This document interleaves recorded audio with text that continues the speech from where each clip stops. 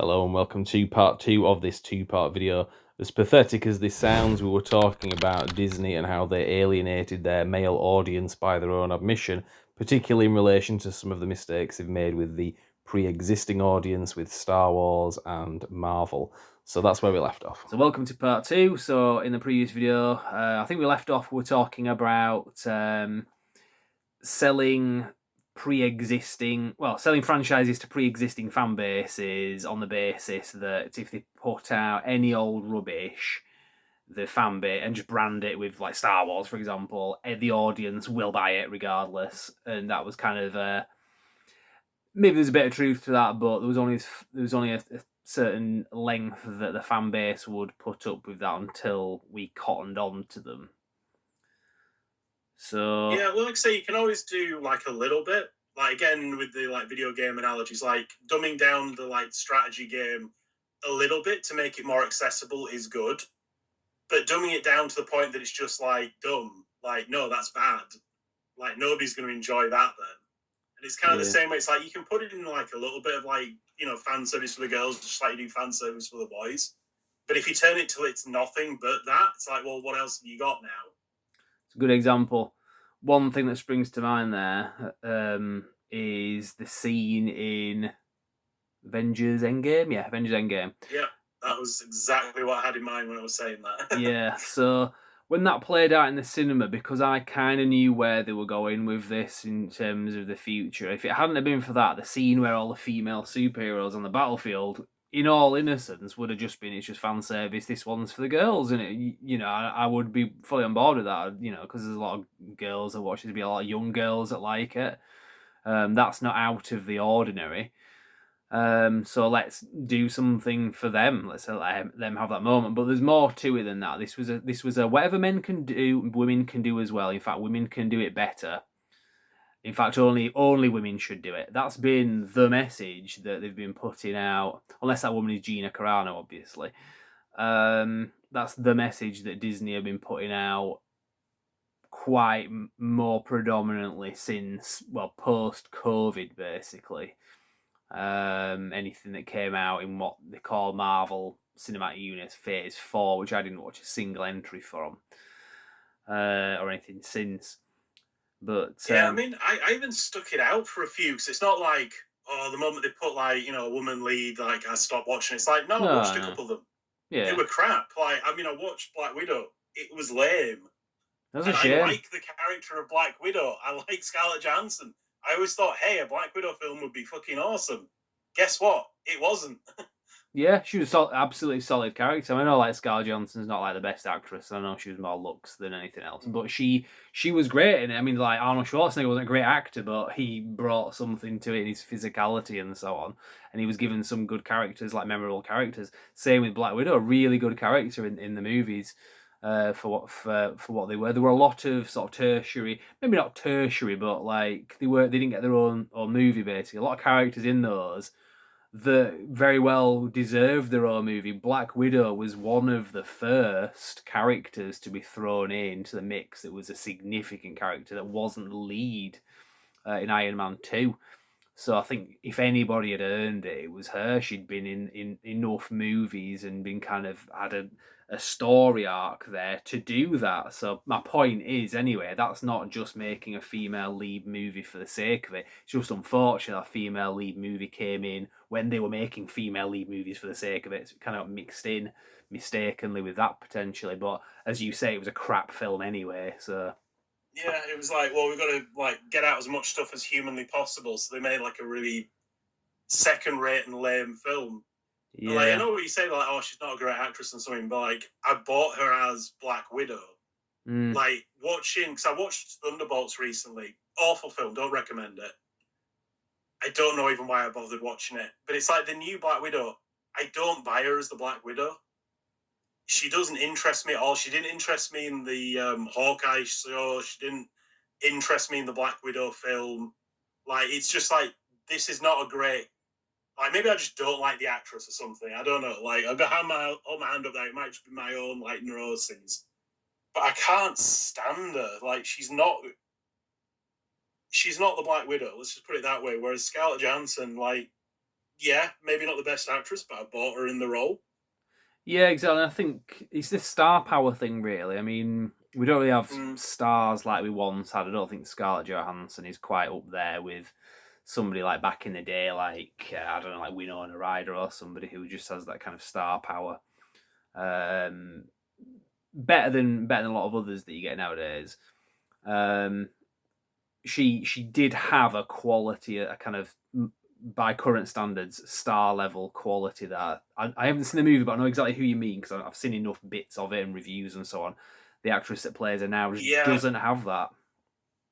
I mean, I know you always like throw out the like, oh, she's like a, not necessarily regarding to her, but just in general, like a TV actor. It's like that's what she comes across as to me. Like she doesn't feel like a movie actor. Maybe she's just horrendously miscast. I'm not sure. Yeah, and there's still places for people like that. I mean, I think we were just talking just before we started recording. We were talking about a Scott Adkins movie that I watched quite recently, and again, he doesn't have the star power, which is a shame because I really like Scott Adkins. He's awesome, but he doesn't have the the Tom Cruise like appeal kind of thing.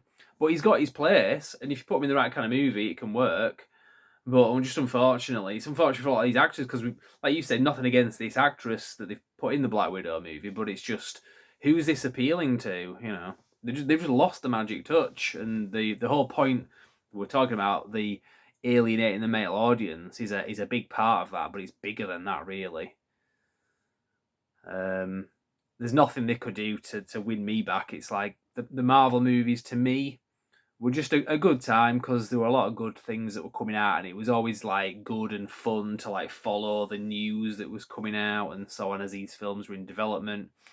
And it was always great going to the cinema with the same crowd of people. You'd get together, you'd make a day of it, kind of thing. That's kind of what I think back to when I'm watching these films. It's kind of sad because I revisited all the movies last year, and it's great to watch them. They're entertaining, but it's kind of sad in a way because I miss that era. Whereas like other films I can watch the Rocky movies, and it's like every time it's great. I don't kind of like look back on it and think these are great, but I miss something. It's like no, they're great. We're going forever. That's fine. Whereas the Marvel movies, it was like Martin Scorsese said, these aren't. And I don't agree with him exactly, but I see where he's coming from. He said these aren't movies; these are roller coaster rides. Definitely an element of that. It was a little bit elitist the way he kind of put that, but it is definitely the case because when you're not on that roller coaster ride and all you've now got is like those first 23 movies or whatever it was, the phase 1 to 3, they're good films and they are entertaining, but it's a roller coaster ride. It's enjoy product and get excited for next product. That's how they worked. When you take that away, because now these are just historical films, they're good, but there's just that. I just miss being excited about the new films that are coming out and so on, and that buzz, and you book your tickets with everybody, you get everybody together, you organise something afterwards. I know not everybody did that, but to me as a guy, that was kind of the appeal. Any thoughts on that? Sorry, I ranted a little bit there. Yeah, I mean, like I say, I would never say like, oh, they'll never win me, but it's like, I mean, no, if they bring out something good, I'm there. I was there like long. I mean, I'm not saying this in like a buff way of like, I'm a bigger fan than you. Like, I was literally there with the superhero films, like long before you were into them. Like, I think I am like the primary audience, like somebody who's just into a lot of that kind of crap. Yeah, absolutely. Even then, like I say, I watched Thunderbolts. I'd heard good things about it. I seriously regretted it. Like the film was crap. Like, I'm like, what the hell am I even bothering with this for? Just going to say sorry to Buff. That reference, that's a crime that Buff hasn't committed since the 90s, where he used to do I'm a bigger fan than you are. I like the fact that we're bringing it back though. That's just somebody. But yeah, it's not like I have all the this and like. It's like I'm not saying that in like a smug way. Is what I was trying to say. No, I know what you mean. I mean, I did always like superhero movies. There wasn't much. There was a bit slim pickings back when we were kids, but like obviously there was like the 60s Batman to me was the first one that I saw, and I loved that film when I was about 9 or 10. That would have been sort of late 80s, early 90s. And then I saw the Tim Burton ones. Obviously the Christopher Reeve Superman, but that was kind of it. Whereas you went on through sort of like maybe late teens, early 20s, like era for us, where at that point, like the X-Men movies were coming out. I was kind of taking the piss out of you for watching them, because to me it was like child stuff, because it was Marvel. It wasn't DC, so therefore it was for babies. I was wrong, I admit. I Yeah, I apologise. like the Marvel films, Blade. Oh yeah, I like love even Blade. Daredevil. Like, Yeah, Blade was one of the first DVDs I ever bought. I love that film. Do you remember for years that was this is what makes me laugh. I mean, kind of going not completely off topic now, but it's with the culture war and Marvel. They like to say, "Oh, the first like black superhero." Not only did we have Blade, that's not a trivial thing. For years, Blade was the standard for how to do like superhero movies that aren't for kids, basically. It was like when The Dark Knight, well, when Batman Begins was in production, it was like, oh man, this is going to be like Blade. It's even been written by David Goyer, who did Blade. That was like the standard. So that's something that a lot of people kind of forget, that era. Anyway. yeah, I mean, it's also because a lot of the people who are saying stuff like that are kind of grifters. Yeah. They don't really care. They just care about like the engagement and like, oh yeah, we can grandstand because there's now like Black Panther, the first black superhero kind of thing. It's like, not really. Like, those of us who've actually been in this fandom have been here for long enough to turn around and say, well, no, what about Blade? What about Storm? Like, we've had like pretty popular characters in like big films before this. Yeah. It's kind of the same with Star Trek when they were like, oh yep, the first black captain. It's like, Sisko. she's not a captain for starters, and we've had a black captain. We've had a female captain. All they've done is combine the two. Very good ones. It's not as well. that big a deal. Those are very good characters. I didn't even watch Voyager, but I know Janeway. I used to watch DS9 quite a lot, and I remember Sisko. He was awesome. Avery Brooks. I know the actor's Sisko's name. a genuine badass. Yeah, Avery Brooks. Really good actor as well. But yeah, so like we say, talking about Blade, that's not like a token thing. That's not like, oh, was that Blade thing? That was the standard. Everybody loved that film. That was like one of, and that's not just a me thing. A lot of people agree with that were kind of our age, but it's kind of been forgotten about.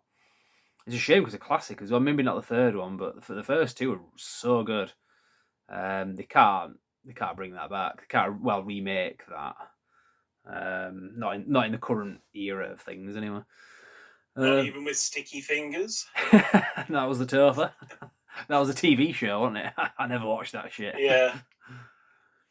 So yeah, what was your point? Yeah, so in terms of Marvel are trying to get back a male audience, well, yeah, the moment's gone. It's basically like I was gonna say something disgusting. Then I was gonna say what?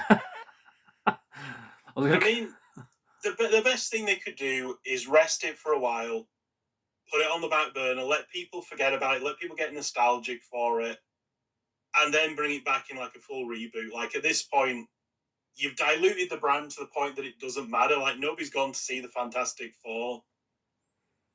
Like, I mean, Superman, I know you didn't really like it, but that is like completely like buried Fantastic Four in like the box office. Yeah. It did well domestically. Honestly, like, Peacemaker's decent and Creature Commandos are decent, so it's ironically swinging back from like, oh, DC's just embarrassing to no, now Marvel's embarrassing and DC's all right. Yeah. Yeah, it's weird how it's different eras that we've had. It's been interesting to follow how it's kind of like yinned and yanged or whatever. But one thing as well, obviously we're talking about the Variety article. I think they were talking about getting original content as well, weren't they? Saying that they need more original content, and I could agree with that. I'm sure there's still things that they could do. I know that's been something that a lot of people have brought up. It's like the stuff people are nostalgic for, like the 80s and 90s. That was all original content, you know. Back to the Future was not a remake of like an earlier film. Like, Star Wars, kind of based on something else, but it wasn't a reboot or a remake or something. Yeah. Like, a lot of these things that are like so big and like, oh, we need to do a new one of them, we need to reboot them. Like, they were completely original, like back in the day. Like, make something original for God's sakes. Yeah, because I've been kind of hoping that there will be something new that's original. It doesn't have to be like a big franchise. It's just And I do keep an eye. And I know there's some good things. There's been some good films like this year. Was it Sinners? And there's one called Weapons, I think, as well. It's supposed to be good, but I don't think they've blown anyone's like socks off. To me, it's been in the last few years. We had like Top Gun Maverick, a sequel, Twisters, a sequel. I thought that was a really good film last year. Alien Covenant, not Alien Covenant. What the fuck? Alien Romulus. And this year we've had. I liked it. 28 years later, I understand why people didn't. It didn't do brilliantly. But again, all the films that I've like really enjoyed have generally been like reboots or sequels or remakes.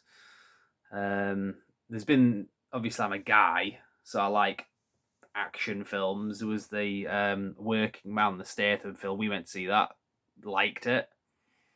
At least that wasn't a sequel. But yeah, no, just if they're talking about getting original content, maybe that is the way to go. But they need good ideas, and they need to start pushing the message and alienating half of the audience, at least half the audience, because of women. It pisses women off as well. Women see through this shit too. So anyway, I think this video is kind of coming to the end now. Anyway, so any last points? I have to make it fairly quick. You've got a minute. No, beyond that, nothing really to add. There's a shout out to Buff. Anyway, he's watching this, I'm sure. Right, okay, so we'll call it a day. So yeah, Brand X Reviews, and we've actually got an exclusive here. I'm going to put it on to the end of this video. We've got the new title sequence, new title logo for Disney. This one's been made for you guys, and we think that you should use this in everything that you do going forward. Thank you very much for watching.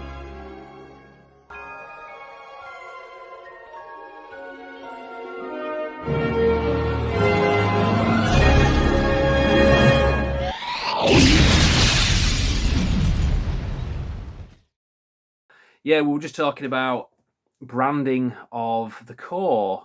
No, not branding of the core. That's something else. No. We're not branding the core again. That hurt. We're not doing that again. I'll keep that for an outtake. So I know that's a bad. We can make the in-jokes, but not like 15 seconds in the video. That's my fault. Yeah, we should have started by one of us singing like the jingle from Jolly Green Giant. That'd have been more apt. Yeah, that's going to have to be another outtake because I just started recording as well. Fuck's sake, right on. I'll tell you when I'm recording again. That's my fault. Right, so here is the trailer for the 13th annual Brand X Reviews Halloween special. I'm trying to use a bit of AI, so let's see if this plays okay. It is coming. All Topher jokes aside. This October, the Brand X Reviews 13th annual Halloween special. Right, no, that's a load of rubbish. Stop that right now. What the hell? Anal? We meant 13th annual Halloween special. We started this in 2013. We're doing it every year. We don't always do lots of videos. Some years we just do one video. We don't say what we're going to talk about until the videos drop. So all you need to know, come back late October. Every night leading up to Halloween night itself, there will be a video. Usually there's a theme to these things, but like I say, we'll announce that later on. So yeah, that's pretty much all you need to know. Brand X Reviews Halloween special. Check back in late October and it will be happening.